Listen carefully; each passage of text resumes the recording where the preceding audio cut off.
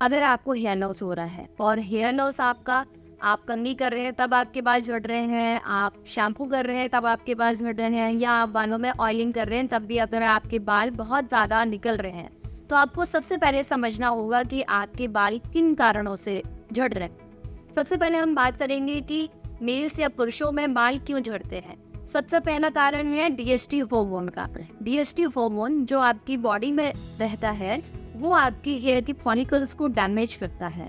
और इससे आपकी मेल पैटर्न में आपके आगे के बाल झड़ने लगते हैं और आपको वी शेप यानी कि यहाँ कॉर्नर से यहाँ के बाल आपके पीछे रिसीडिंग होने लगती है। सेकंड कारण की अगर हम बात करें तो सेकंड होता है स्ट्रेस के कारण। स्ट्रेस, आजकल की लाइफस्टाइल ऐसी हो गई है कि हर कोई स्ट्रेस से, टेंशन से, ऑफिस स्ट्रेस या किसी भी तरीके की स्ट्रेस से जूझ रहा है। तो स्ट्रेस अगर आपकी बॉडी में है तो वो भी आपका एक कारण हो सकता है बाल झड़ने का। तीसरा अगर हम बात करते हैं तो न्यूट्रिशन की कमी। आजकल बैलेंस डाइट हम नहीं ले पाते हैं या हमारी डाइट में प्रोटीन की बहुत ज़्यादा कमी रहती है और प्रोटीन की कमी से या बैलेंस डाइट नहीं लेने की वजह से आपकी बॉडी में आयरन का कम होना, विटामिन B12 का कम होना, विटामिन D और कैल्शियम का कम होना, अगर इस तरीके के आपके माइक्रो न्यूट्रिएंट भी अगर आपकी डाइट में नहीं है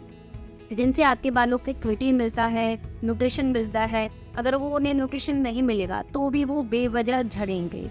चौथा कारण है कि अगर आपको कोई हेल्थ इशू है, जैसे कि कोई लंबा थायराइड है या लंबे समय से कोई ऐसे हेल्थ इश्यूज है जिनकी आप 10 साल, 15 साल या 2-4 साल से दवा ले रहे हैं और उन एलोपैथिक दवा का भी साइड इफेक्ट्स होता है, तो इस तरीके की लंबे कोर्स की वजह से आपके वो इम्पैक्ट साइड इफेक्ट का हेयर फॉल पे भी आता है। तो ये आपको समझना होगा कि अगर आपको हेयर फॉल है तो क्यों हो रहा है, उसके बाद हम उसकी ट्रीटमेंट पर बात करेंगे। मेल में हेयर फॉल होने के बाद अगर हम फीमेल का देखें तो फीमेल में भी हेयर लॉस की कई सारे रीजन्स होते हैं और फीमेल का जो हेयर लॉस होता है वो होगा कि जब आप अपने हेयर को फुल करते हैं तो आपकी बंचेस में यहाँ से बाल निकलेंगे और फुल करने पे हमेशा ही आपके हाथ में कुछ ना कुछ बाल होते हैं। सेकेंड कि जब आप अपनी बीच की मांग का पार्टीशन करते हैं तो वहाँ पे भी आप देखेंगे कि एक गैप बनता जा रहा है, तो वो एक इंडिकेशंस होते हैं कि आपको भी हेयर लॉस हो रहा है। फीमेल में अगर हेयर लॉस की बात करें तो पहला रीज़न आता है आपका हार्मोनल इम्बैलेंसेस। हार्मोनल इम्बैलेंसेस में जैसे आपका पीरियड का जो साइकिल है वो बहुत इरेगुलर है, या आपका जो पीरियड का साइकिल है कभी 6-8 महीने से नहीं आया या आ रहा है तो 2 महीने तक, 15 दिन तक रह रहा है, तो इस तरीके की अगर फ्लक्चुएशंस हैं वो।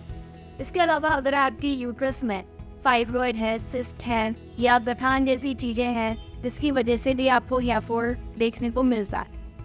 तीसरा, अगर आपकी फिलानी में डिलीवरी हुई है तो जो फीमेल अपने बेबी को डिलीवर की है उनकी बॉडी में हार्मोन का अनबैलेंस बहुत ज़्यादा अपने करता है, तो उनको भी हेयर फॉल का समस्या देखने को आती है। और अगर आप अपने मेनोपॉज वाले फील्ड में चल रहे हैं, जब आपको महीना बंद होने वाला है, तो इस समय भी आपकी हार्मोन्स का फ्लक्चुएशंस सही नहीं रहता है। तो ये चारों रीज़न जो है हार्मोनल इम्बैलेंसेस से है वो एक फीमेल में हेयर लॉस का सबसे बड़ा कारण होते हैं। इसके अलावा थायराइड